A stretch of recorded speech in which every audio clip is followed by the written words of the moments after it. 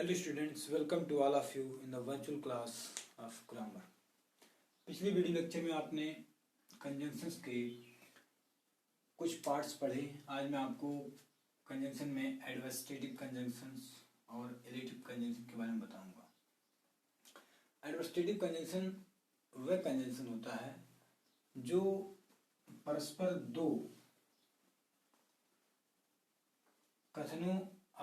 दो विरोधी कथनों को आपस में जोड़ता है। ऐसा कंजंक्शन जो परस्पर दो विरोधी सेंटेंस को वाक्य को आपस में जोड़ने का काम करता है, वो आपका एडवर्सेटिव कंजंक्शन या विरोधदर्शक संयोजक कहलाता है। जैसे बट, स्टिल, एट और व्हाइल। जैसे आप सेंटेंस देख रहे होंगे कि he is poor but honest. यहाँ पर आपको दो सेंटेंस दिखाई दे, दोनों बिल्कुल अपोजिट है।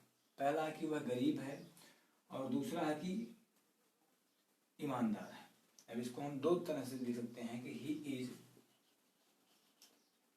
Poor, he is honest. तो ही इज पुअर एक सेंटेंस है और दूसरा है ही इज ऑनेस्ट, ये भी एक सेंटेंस है। इसको परस्पर दोनों विरोधी सेंटेंस को हम एक सेंटेंस बनाने के लिए इस बट नामक कंजंक्शन को जो है का यूज किए हैं। तो यहाँ पर इसलिए बट जो है आपका एडवर्सेटिव कंजंक्शन कहलाएगा। जैसे दूसरा है I am busy still I shall come to you. मैं व्यस्त हूँ फिर भी मैं तुम्हारे पास आऊँगा। यानी कि व्यस्त होना और किसी के पास जाना, ये दोनों सेंटेंस परस्पर जो है आपस में विरोधी हैं, फिर भी इसको जोड़ने के लिए हम स्टिल नामक एडवर्सेटिव कंजंक्शन का प्रयोग कर रहे हैं। इसी प्रकार से but, he is poor but honest, वह गरीब है। गरीब होना और ईमानदार भी होना दोनों परस्पर विरोधी हैं। तो हो गया आपका ये नेक्स्ट वाला इलेटिव कंजंक्शन। अब इलेटिव कंजंक्शन क्या है? इलेटिव कंजंक्शन परिणाम सूचक संयोजक, जैसे है देयरफॉर, सो, फॉर। कैसे? एक सेंटेंस आप लिखेंगे और एक परिणाम सूचक या इलेटिव कंजंक्शन जो होगा उस दूसरा जो सेंटेंस होगा उसका परिणाम बताएगा। जैसे he is brave so everybody respects him.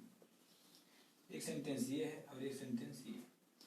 अब इसको इलेटिव कंजंक्शन सो नामक इलेटिव कंजंक्शन से हमने जोड़ा है कि वह बहादुर है इसीलिए एवरीबॉडी रिस्पेक्ट्स हिम, सभी लोग उसका सम्मान करते हैं। तो यहाँ पर सो जो है वो दोनों सेंटेंसों को जोड़ रहा है। ये सेंटेंस इस सेंटेंस का परिणाम है। ही इज ब्रेव, वह बहादुर है इसीलिए लोग, उसका परिणाम क्या है? बहादुर होने का, इसीलिए लोग जो है उसका सम्मान करते हैं। तो सो यहाँ पर इलेटिव कंजंक्शन के रूप में आया हुआ है। दूसरा सेंटेंस है he is in his best mood, वह अपने बेस्ट मूड में है, बेस्ट मनोदशा में है, क्योंकि आज today is his marriage anniversary, क्योंकि आज उसका जो है मैरिज एनिवर्सरी है, शादी सालगिरह है। तो यहाँ पर फॉर जो है आपका वो इलेटिव कंजंक्शन हुआ। इस प्रकार से आप लोग देख पा रहे होंगे कि एडवर्सेटिव जो है वो दो परस्पर विरोधी सेंटेंस या वाक्य को आपस में जोड़ने का काम करता है, और इलेटिव कंजंक्शन जो होता है वो परस्पर दो विरोधी वाक्य को नहीं बल्कि पहले वाक्य का जो परिणाम होता है उसको जोड़ने का काम करता है। यानी कि वह बहादुर है इसीलिए लोग उसका सम्मान करते हैं। तो इस वाक्य का परिणाम ये सेंटेंस है। तो परिणाम सूचक या इलेटिव कंजंक्शन के द्वारा हमने इसको जोड़ा है। इसीलिए जो है देयरफॉर, सो, फॉर, इटिस इत्यादि जितने भी परिणाम सूचक या इलेटिव कंजंक्शन हैं वो पहले वाले आए हुए वाक्य का जो है परिणाम दूसरे सेंटेंस में दिखाते हैं। जैसे हम कहें कि he did not complete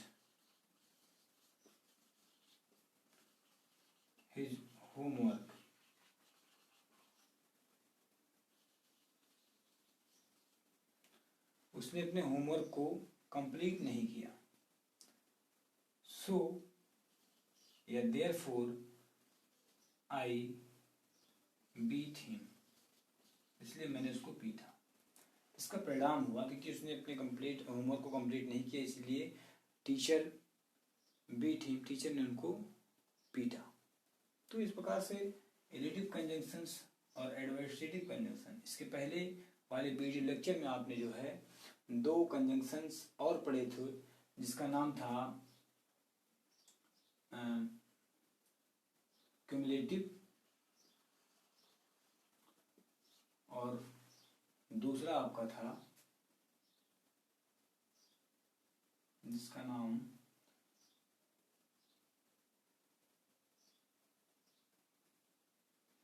तो इस प्रकार से आपने देखा जो है कि क्यूमुलेटिव हुआ, एडवर्सेटिव हुआ और रिलेटिव हुआ, और एक कंजंक्शन जो है वो मुझे याद नहीं आ रहा क्या नाम है उसको नेक्स्ट वीडियो में आपको बताऊंगा।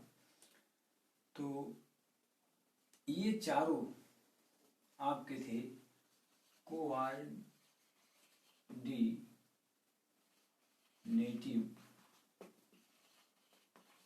कंजंक्शंस।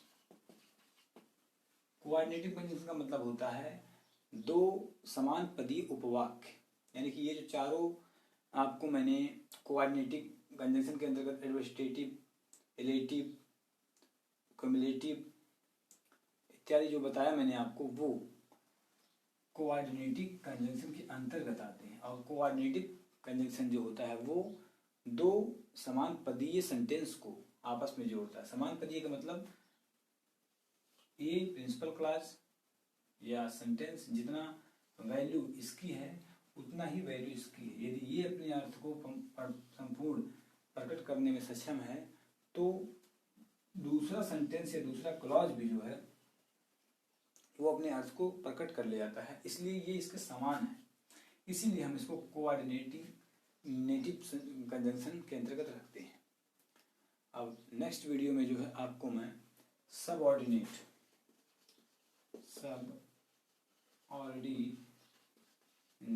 कंजंक्शन के बारे में बताऊंगा। सबऑर्डिनेट कंजंक्शन का मतलब होता है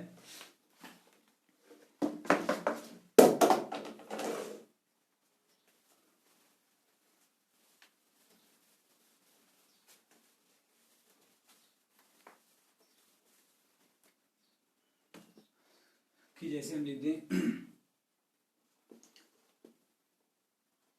if you work hard you will get success। तो यहां पर आप देख पा रहे हैं कि दो क्लॉज, एक ये और एक ये। इफ जो है यहां पर कंजंक्शन है और वो है सबऑर्डिनेटिंग कंजंक्शंस।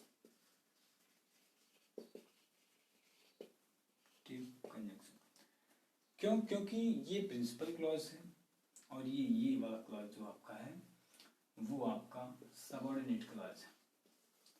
और जो क्लॉज सबऑर्डिनेट कंजंक्शन से शुरू होता है वो आपका कहलाता है सबऑर्डिनेटिव क्लॉज, और वो जो कंजंक्शन होता है वो होता है सबऑर्डिनेट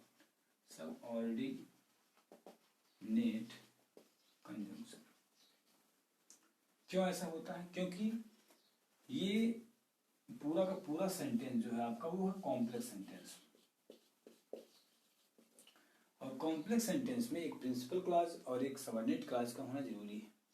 प्रिंसिपल क्लॉज क्या होता है? प्रिंसिपल क्लॉज अपने अर्थ को पूरा करने में सक्षम होता है, और सबऑर्डिनेट क्लॉज जो होता है वो अपने अर्थ को पूरा नहीं कर पाता है। ये अपने अर्थ को पूरा करने के लिए प्रिंसिपल क्लॉज पर डिपेंड होता है, इसीलिए हम इसको सबऑर्डिनेट क्लॉज कहते हैं। और ये किसी सबऑर्डिनेट कंजंक्शन से शुरू होता है।